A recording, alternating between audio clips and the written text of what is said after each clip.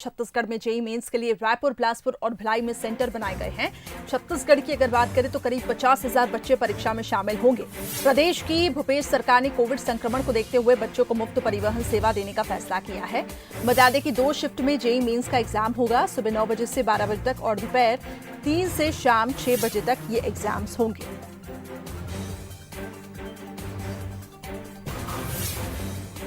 तो छत्तीसगढ़ के भी कुछ स्टूडेंट्स हैं जो जेईई एग्जाम्स में शामिल होंगे। करीब 50,000 बच्चे परीक्षा में शामिल होंगे। प्रदेश की भूपेश सरकार ने कोविड संक्रमण को देखते हुए बच्चों को मुफ्त परिवहन सेवा देने का फैसला किया है। तो 2 शिफ्ट्स में ये एग्जाम होगी। पहली शिफ्ट सुबह 9 बजे से 12 बजे तक होगी और दोपहर 3 बजे से शाम 6 बजे तक दूसरी शिफ्ट होगी। इस खबर पर अधिक अपडेट्स के लिए हमारे विशेष संवाददाता मोहन तिवारी जुड़ चुके हैं। मोहन, छत्तीसगढ़ जेईई परीक्षा में हम देख रहे हैं किस तरीके से वहां पे व्यवस्था की जा रही है। 50,000 बच्चे, जानकारी मिल रही है, परीक्षा में शामिल होंगे। ऐसे में एग्जाम सेंटर्स में क्या कुछ व्यवस्थाएं हैं और प्रशासनिक तरीके से क्या कुछ व्यवस्थाएं हैं स्टूडेंट्स के लिए?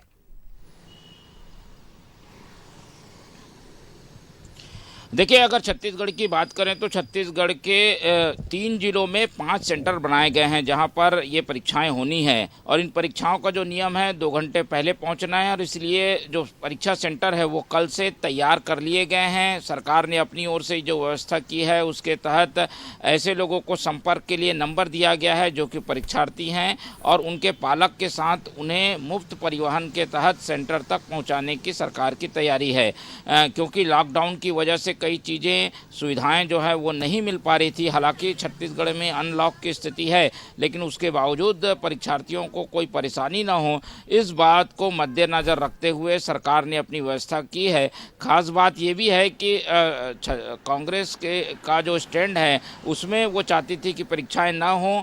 कल शाम तक का इसको लेकर याचिका को लेकर जद्दोजहद चलती रही लेकिन उसके बावजूद समान रूप से सरकार की कोशिश ये थी कि अगर परीक्षाएं होती हैं तो परीक्षाओं को पूरी सुविधा युक्त किया जाए। और इसके लिए सरकार ने परीक्षार्थियों को जो सुविधाएं का ऐलान किया था उसके तहत 2 घंटा पहले जो परीक्षार्थी हैं अपने अपने सेंटरों के में जाने के लिए निकल चुके हैं और करीब 50,000 छात्रों ने ये प्रवेश पत्र डाउनलोड किया है। इसके आधार पर उम्मीद की जा रही है कि छत्तीसगढ़ में करीब 50,000 परीक्षार्थी हैं जो कि इन 5 सेंटरों में परीक्षा देंगे। जी चलिए, तो प्रशासनिक तरीके से पूरी व्यवस्थाएं कर दी गई हैं जैसा कि आप बता रहे थे। हालांकि कल तक हम देख रहे थे कि काफ़ी जद्दोजहद चली कांग्रेस की तरफ से। लगातार ये भी कहा जा रहा था कि बच्चे कैसे परीक्षा देंगे, ज़िंदगी बहुत ज़्यादा महत्वपूर्ण है इम्तिहान से। तो 50,000 बच्चे आज परीक्षा देने के लिए पहुंचेंगे और 2 शिफ्ट में इनको बुलाया गया है। पहली शिफ्ट सुबह 9 बजे से 12 बजे तक शुरू होगी और दूसरी जो शिफ्ट है दोपहर 3 बजे से शाम 6 बजे तक शुरू होगी।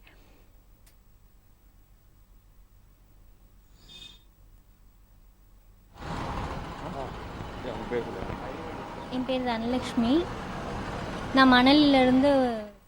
चलिए, अगर मोहन मेरे साथ जुड़े हुए हैं, मोहन आप तक अगर मेरी आवाज़ पहुंच पा रही है तो ये बताएं, परिवहन सेवा फ्री देने का फैसला किया गया है, तो ऐसे में अगर हम देखें तो बसेस में स्टूडेंट्स तो काफ़ी होंगे, तो उस दौरान सोशल डिस्टेंसिंग कैसे बनी रहेगी, वहाँ की कैसी व्यवस्थाएं देखने को मिलेगी उस दौरान?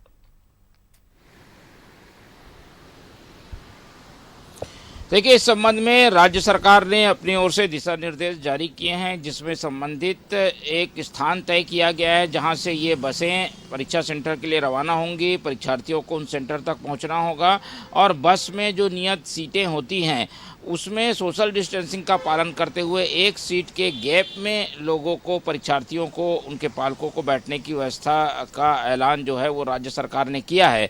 और इसके तहत एक सुविधा ये भी दी गई है कि परीक्षार्थी अपने पालक के साथ भी परीक्षा देने परीक्षा सेंटर तक जा सकेंगे। तो एक परीक्षार्थी और एक पालक, इनके लिए सीटों की व्यवस्था की गई है। सोशल डिस्टेंसिंग का पालन हो, इस संबंध में दिशा निर्देश जारी कर दिए गए हैं। तो उसी का पालन करते हुए जो परीक्षार्थी हैं वो परीक्षा सेंटरों की ओर अब कुछ देर से निकल रहे हैं। चलिए, आप वहां पे बने रहें, वहां पे छात्रों से भी आप रिएक्शन लीजिएगा, कोशिश करिएगा। हम आपसे अपडेट्स लेते रहेंगे कि छात्र, क्योंकि लगातार ये कह रहे थे कि कैसे हम जाके परीक्षा देंगे, हमारी जिंदगी का सवाल है और कई तरह की बातें यहाँ पे की जा रही थी।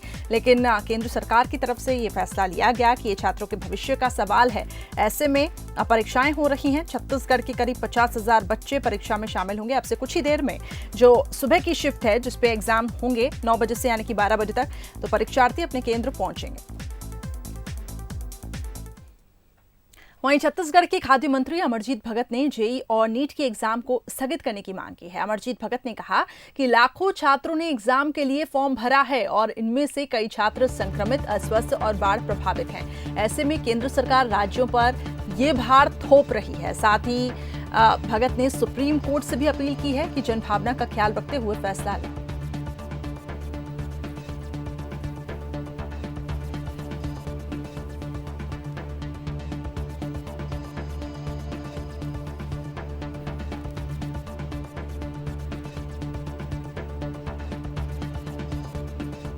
तक जो हमारी अपील स्वीकार कर ली गई है और अंतिम फैसला शाम को आना है।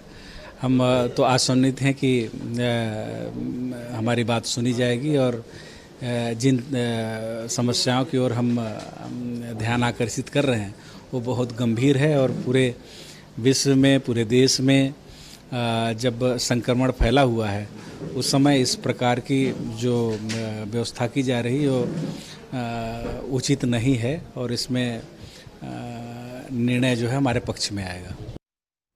चलिए, तो नीट जेईई की परीक्षा को लेकर जो व्यवस्थाएं की जा रही है उस पर लगातार हमारी नजरें रहेंगी। लेकिन अब बात करते हैं कोरोना के बढ़ते संक्रमण की। छत्तीसगढ़ की बात करें तो यहाँ पे कोरोना का कहर जारी है। 24 घंटे में 1103 नए पॉजिटिव केस मिले हैं। रायपुर सबसे ज्यादा मामले रायपुर से 251, राजनांदगांव से 135, दुर्ग में 128। प्रदेश में पॉजिटिव मरीजों का आंकड़ा 31,195 हो चुका है और कोरोना के 13,929 एक्टिव केसेस हैं। तो प्रदेश में कोरोना से अब तक 277 मरीजों की मौत भी हुई है।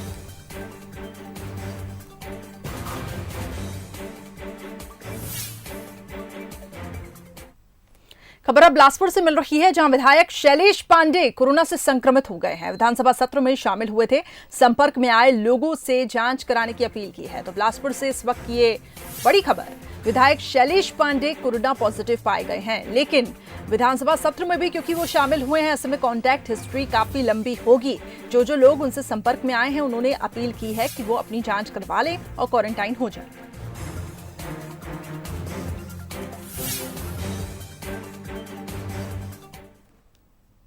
तो कोरोना के मामले बढ़ते ही जा रहे हैं। रायपुर से ही इसी कड़ी में खबर है, विधानसभा अध्यक्ष के कार्यालय में कोरोना की दस्तक।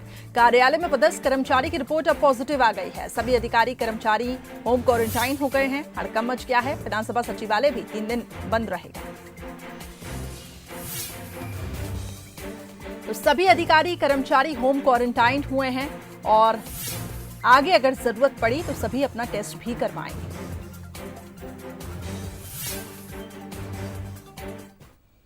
वहीं छत्तीसगढ़ में अब गृह मंत्री ताम्रध्वज साहू भी 7 दिन के लिए आइसोलेशन में चले गए हैं।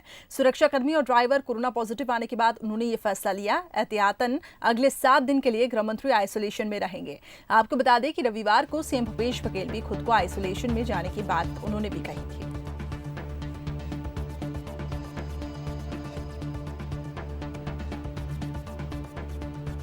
तो गृह मंत्री ताम्रध्वज साहू 7 दिन के लिए आइसोलेट हुए हैं और ट्वीट करते हुए उन्होंने ये जानकारी दी। इसके साथ ही सभी को सतर्क और सावधान रहने के लिए कहा।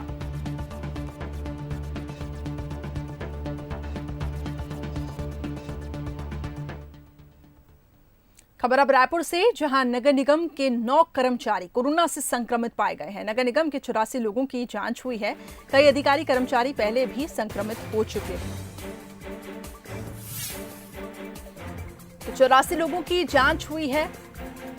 अब इसके बाद ये जांच का क्या नतीजा निकलता है, क्या रिजल्ट आता है, इसका इंतजार है। लेकिन कई अधिकारी कर्मचारी इससे पहले भी संक्रमित हो चुके हैं, तो इसे माना जा रहा है कि आंकड़े और बढ़ सकते हैं। 9 कर्मचारी फिलहाल संक्रमित हैं।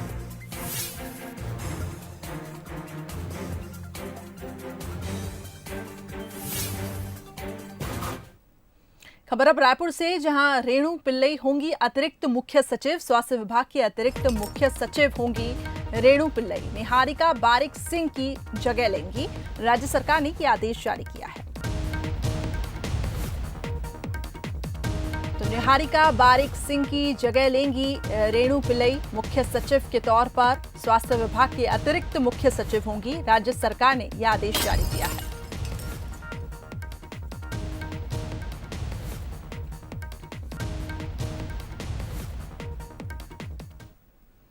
खबर अब रायपुर से मिल रही है, जहां पत्रकार सुरक्षा कानून को लेकर एक बड़ी खबर है। छत्तीसगढ़ पत्रकार सुरक्षा कानून पर सरकार ने अब सुझाव मांगे हैं। संशोधन प्रारूप पर सरकार ने ऑनलाइन सुझाव मांगे हैं। डीपीआर वेबसाइट पर 10 सितंबर तक अब सुझाव दिए जा सकेंगे। सुझाव देने के लिए सरकार की ओर से ईमेल आईडी भी जारी की गई है। सुप्रीम कोर्ट के पूर्व जज आफ्ताब आलम की अध्यक्षता में कमेटी गठित की गई। कमेटी की ओर से नवंबर 2019 में अप्रत्यक्ष सुझाव लिया गया था।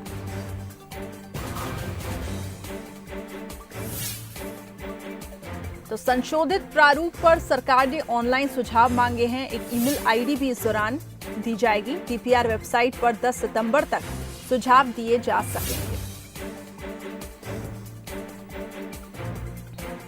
तो सरकार की ओर से ईमेल आईडी भी दी जाएगी और उसमें आप अपने सुझाव रख सकते हैं।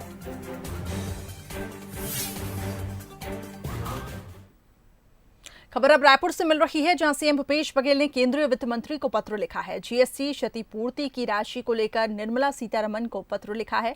पैसों का इंतजाम केंद्र सरकार अपने संशोधन से करे, सीएम भूपेश बघेल ने पत्र में ये बात कही है। इसके साथ ही राज्यों के ऋण में एडजस्ट करने की प्रक्रिया को बदलने की मांग की गई है।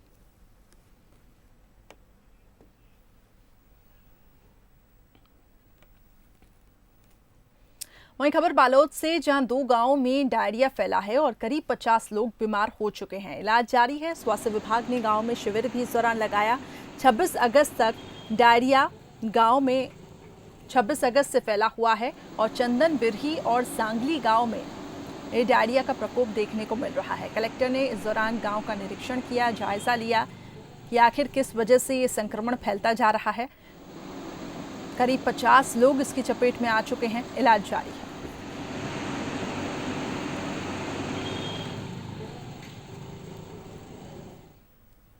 वहीं बिलासपुर जिले के गौठानों में लगातार हो रही गायों की मौत के बाद यहां की व्यवस्थाओं को लेकर सवाल खड़े हो रहे हैं। महीने भर के भीतर 60 से ज्यादा गौवंशों ने अलग अलग गौठानों में दम तोड़ा है। विपक्ष आरोप लगा रहा है कि दावे सिर्फ कागजों में ही सिमटे हुए हैं। देखिए इस रिपोर्ट में।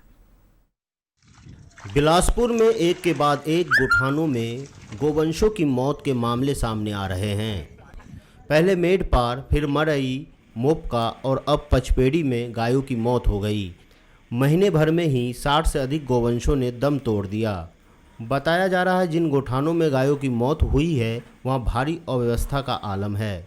हैरानी की बात यह भी है कि ज़िले में 325 गौठाने स्वीकृत हैं, जिनमें से 97 ही अस्तित्व में हैं। बाकी के लिए ज़मीन तलाश की जा रही है। जो 235 तो निर्माणाधीन हैं और जहां अभी नहीं है गौठान, वहाँ पे अस्थायी गौठान ग्राम पंचायतों के द्वारा अपने जिला पंचायत और जनपद के द्वारा स्वीकृति लेकर के और अपने 14वें वित्त से उन लोगों ने अस्थायी गौठान का निर्माण किया है। उधर विपक्ष इस योजना पर सवाल खड़े करने लगी है। बीजेपी का आरोप है कि सरकार करोड़ों रुपए खर्च कर रही है, लेकिन सिर्फ कागजों पर। सरकार बजट दे रही है, कागज में योजनाएं बन रही हैं, लेकिन गायों की मौतों का सिलसिला बंद नहीं हो पा रही है। नोडल अधिकारी दौरा नहीं कर पा रहे हैं। मौतों को गायों का रोक नहीं पा रही है। व्यवस्था सुधर नहीं पा रहा है। बहरहाल लगातार हो रही गायों की मौत और गौठानों में अव्यवस्था से मुख्यमंत्री के ड्रीम प्रोजेक्ट पर सवाल खड़े होने शुरू हो गए हैं। ज़रूरी है इस योजना को ज़मीनी स्तर पर बेहतर ढंग से उतारने की और गोवंश की मौत पर लगाम लगाने की। उमेश मौर्य, बंसल न्यूज़, बिलासपुर। वहीं कांकेर में सर्चिंग के दौरान आईडी बम बरामद किया गया है। आपको बता दें कि 3 किलो का आईडी बम है। ये बम को डिफ्यूज कर दिया गया। समय रहते जवानों को नुकसान पहुंचाने के लिए नक्सलियों ने इस बम को प्लांट किया था।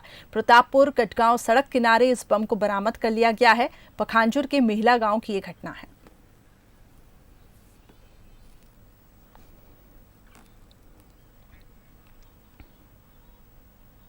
वहीं पखांजूर में पूर्व जनपद अध्यक्ष के पिता की नक्सलियों ने हत्या कर दी है। 4 बार ग्राम पंचायत मंडा गांव के सरपंच रह चुके थे। नक्सलियों ने उनके सीने में गोली मारी। वारदात को बड़गांव थाना इलाके के मदले गांव के पास अंजाम दिया गया। यहां पूजा पाठ का कार्यक्रम चल रहा था और इसी में शरीक होने के लिए पूर्व जनपद अध्यक्ष के पिता आए थे। गोली की आवाज सुनते ही अफरा तफरी मच गई। उन्हें अस्पताल ले जाया गया, लेकिन जान नहीं बच सकी। वैसे प्रत्यक्षदर्शियों के अनुसार वारदात को अंजाम देने के बाद मौके से 3 नक्सली जंगल की ओर भागते हुए नजर आए। पहले भी पर्ची फेंककर नक्सली अंजाम भुगतने की चेतावनी दे चुके थे।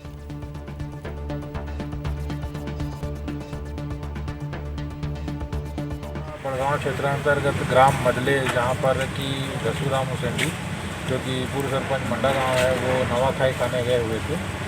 वहाँ पे नवा त्यौहार मनाते समय ही वहाँ पर ऐसी सूचना मिली कि अज्ञात नक्सली लोगों ने, जो की संख्या में 3 थे, वो लगाकर उनको गोली मारकर उनकी हत्या कर दी। अभी प्राइमा फेसी देखने पर ये समझ में आ रहा है कि ये गोली मारी गई है। उसके बाद मर्ग जांच कर और पीएम रिपोर्ट के बाद ही आगे की कार्रवाई बताई।